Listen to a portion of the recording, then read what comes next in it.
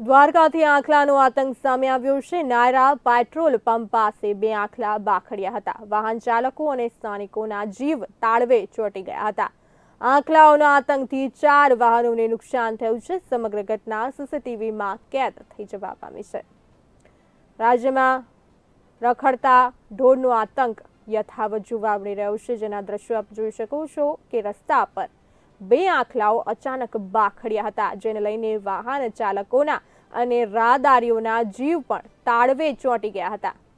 Naira petrol pump પાસે આ બે આંખલાઓ બાખડ્યા હતા।